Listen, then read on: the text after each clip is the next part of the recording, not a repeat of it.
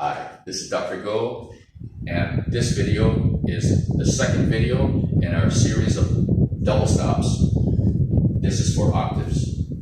Okay, so the 5 topics we're going to cover about octaves. Number 1, hand frame. Number 2, connecting octaves. Number 3, quiet wrists. Number 4, vibrato considerations. Number 5, hand frames explanation.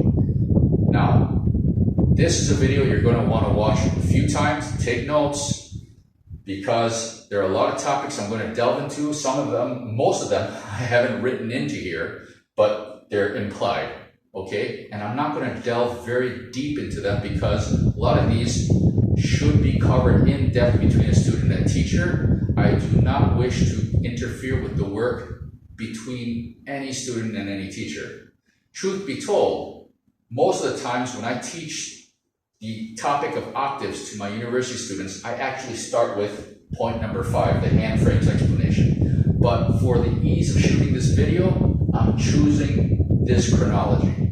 Okay? So take notes and realize that every student is different, so they may need to approach this in different, which one comes first. It depends on the student and the teacher. Okay? So let's see, what are these 5? Number 1, hand frame. And underneath hand frame, the roles of the pinky and the index, beginner versus advanced, and which finger to focus on. So 1 and 2, these two kind of roll into each other. The third one, frame from nut to bow of fingerboard. Okay, we'll discuss that. It kind of rolls into the 4th one, which is finger weight and string sense. So the first 2 under hand frame and the last 2 under hand frame kind of roll into each other. Number 2, connecting octaves. If you watch my video on the 6th, you'll see what I'm talking about. Okay, I'll mention it again. Number 3, quiet wrists. I mentioned that in the 6th. 4th, vibrato considerations. This is something that I think needs to be talked about amongst pedagogues. Yes. Number 5, hand frames explanation. Now, like I said, for my university students, I normally start with number 5, but for the ease of this video, starting with here. See? So, let's begin. Hand frame. The roles of the pinky and the index. Okay. When we first start teaching students, a lot of them have not a quite set hand frame set up. They don't quite realize what is the role of the elbow, the wrist, the fingers, the knuckles, whatnot. Okay? So, to lay it out very simply, for my beginning students, when they first start octaves, I tell them to imagine a gentle curve from the tip of the pinky to the base of the elbow. And just a gentle curve that is quiet. It's not stiff. It's not rigid. It's just quiet. Okay? And to physically lead with that.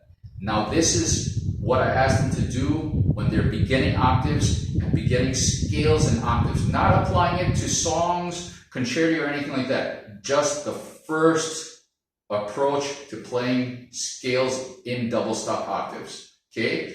Then, what is the role of the index finger? The role of the index finger, okay, is, because the index finger is stronger, it's easier to control, to reach down and to adjust. So let's say we're playing A. I find A. I have the student go check A and move it around until it matches the open A. And from there, I have them do an exercise of extending the first finger into the peg box so they can feel that stretch and feel that flexibility. Then listen to their A. Sing down to their first finger. And the first finger should be flexed. So they think they have it. And then together. Okay? Now, if they miss, a lot of students, especially the high strung ones, will be try to get them not to do that. Try to stay calm. Okay, and just simply adjust. So once you have the 4th finger, even if you miss, just slowly, and don't be afraid to over. And the important thing is once they find it, to try to relax everything from the shoulder blade, all the way down to the knuckles and the fingers.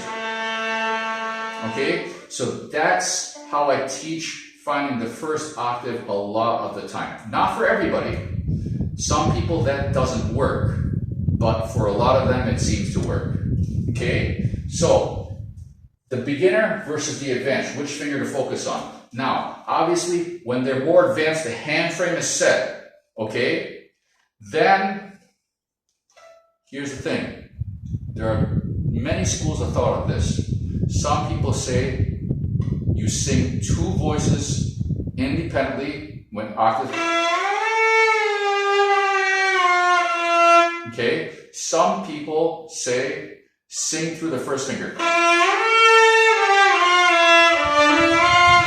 Okay, both schools of thought produce great violinists. I can't say one is better than the other. However, notice neither of them said lead with the pinky. Okay, simply put, once the student is advanced, they have the great hand frame. The pinky is almost automatic. Why? Because physically they've already trained to the hand frame. You sing better through the first finger or two fingers together than just, what is that called? Excluding or secluding, singling out the pinky. Yeah, you don't need to do that anymore because it's already trained. Yeah, that's the difference. A beginning student who doesn't have their hand frame set yet will need to really focus on that pinky. Once they're advanced, they're set, the wrist is quiet, everything is comfortable and relaxed, they can begin either doing two voices at once or just through the first finger. Like I said, each student, each teacher must experiment until they find what's right for that student, what works best. And one thing I found is that depending on the piece, sometimes one school of thought works better than another. So you can't just settle on one and say, yep, that's me, that's it, that's all I'm going to do. Because you might face a situation where another school of thought works better. Just some, some food for thought, yeah? Okay, now, frame from the nut to bow, fingerboard. I think I wrote that incorrectly. Basically, nut to the top of the fingerboard. Okay, that's what I meant. I'm very sorry for my typo. So now here's the thing. Doesn't matter what genre of music you're playing. Okay, I like to train students to be able to play octave in tune from the bottom of the fingerboard to the top. And I train them again, following this of the roll of the pinky, finding the pinky first. And in this exercise, I start on the G sharp. Okay, and again, we're leading from the pinky down to the elbow and sliding up. And as we go up, we are adjusting that first finger constantly to make sure it's in tune. Okay, important note here, a lot of students, they hold their breath and they run out of bow.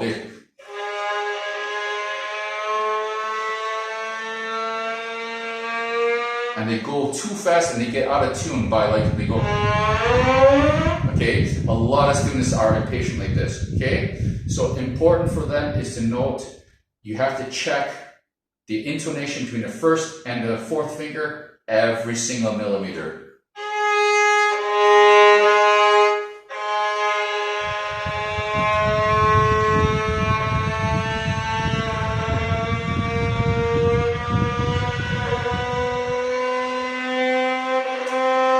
You have a sound you don't like every single one of my bow changes on this were garbage, okay? But every time you have something like that, stop shifting. Just sit there and take time to adjust, and until you make sure, or don't move at all until the sound, the intonation stabilizes, okay? So, and how far do we go? I have some overachieving students that go all the way to the top of the fingerboard. In general, it's best I just go 2 octaves, A, to this high A. And I have some students that go even higher. I think that's not necessary, okay? But up to each student. And so, yeah. Now here's the thing. this rolls into the fourth one, finger weight and string sense. If you press too hard, you can't slide on a violin string, okay? So you only press as hard as you need to stop the string. Now in double stops, you don't have to press harder, okay? So in this exercise, if your hand is going, that's too hard. It should be able to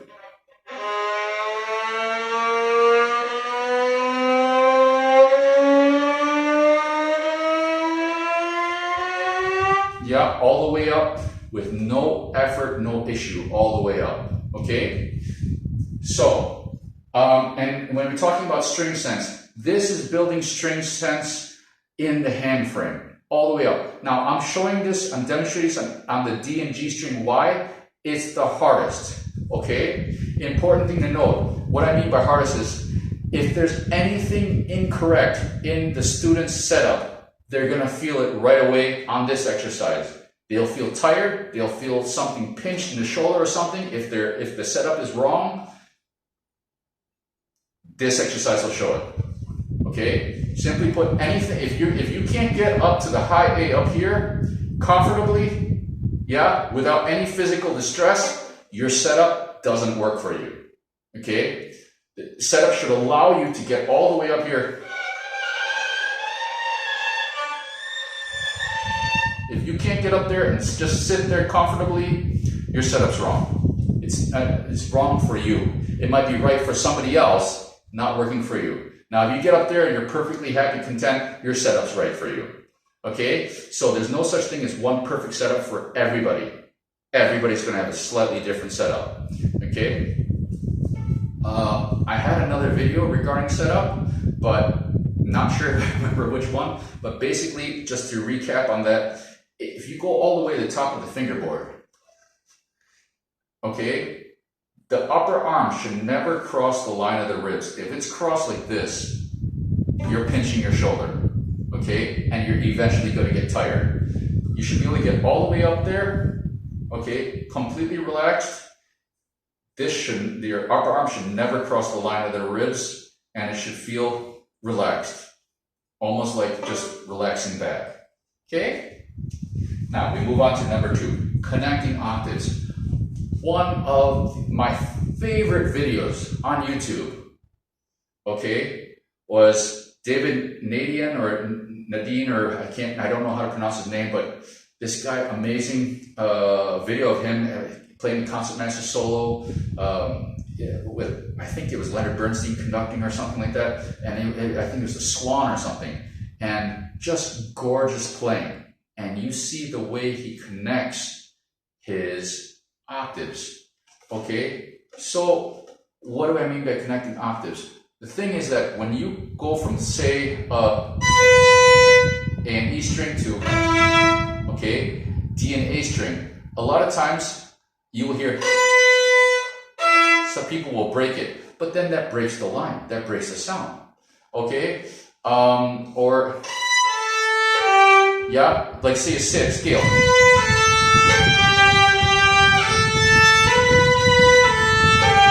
Okay, there's, simply put, just going back and forth, there's always something playing, so there's never a break. That open string, I can do as I wish. And if played well, audience doesn't notice it. This is what I mean by connecting. So always look for something where you can connect one octave to another. Yeah? Whether you're doing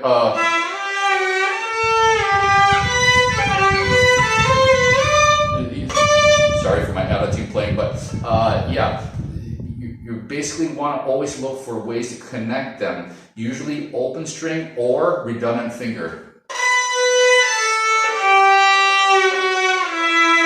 Now, as far as redundant finger, you can look at what I talked about in 6, and we'll reference this again in fingered octaves. And octaves, regular octaves, is not so much of a thing, but what I covered up here about going from fingerboard yeah, from the nut to the top.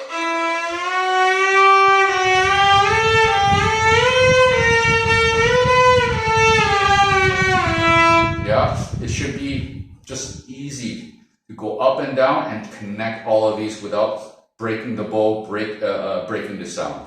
Okay, next one, quiet wrists.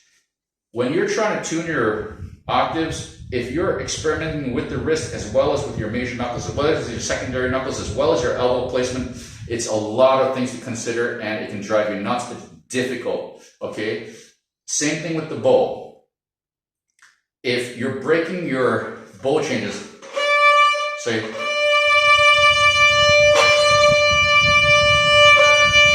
I see this one.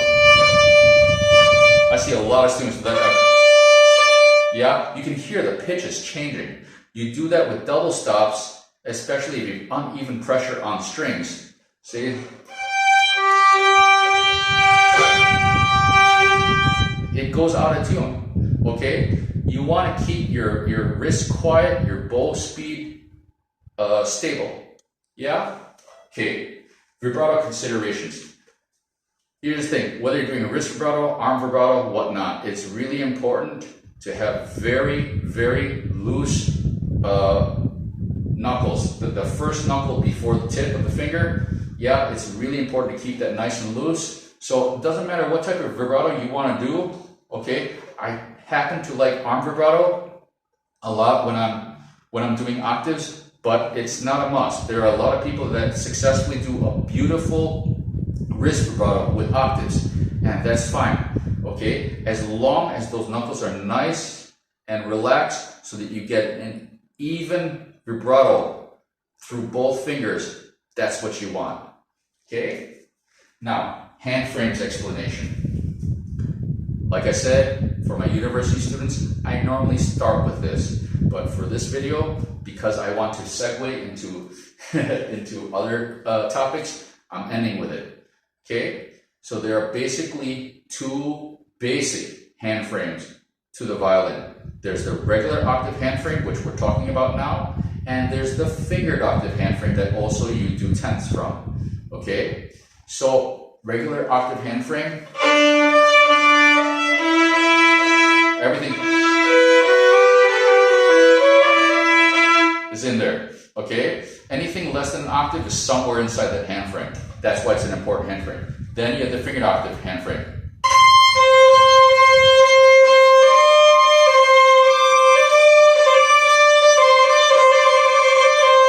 Okay, this is different because it also lends to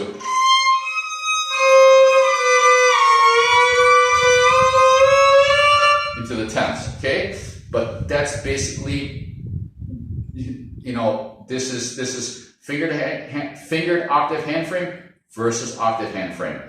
Two different hand frames treated somewhat differently, somewhat the same. I'll get into that more when we get down to number 4, the fingered octaves. The next video will be on thirds, but I hope this video gave some food for discussion, food for thought for a lot of you who are teaching or learning octaves right now. Like I said, I don't want to go too in depth because there's a lot of important information that should only be, you know, transferred between teacher and student. I don't want to touch. Okay, so I hope this was helpful to those of you who are either teaching or studying octaves now. And for everybody, the best wishes on this wonderful journey on the violin. Cheers and thank you.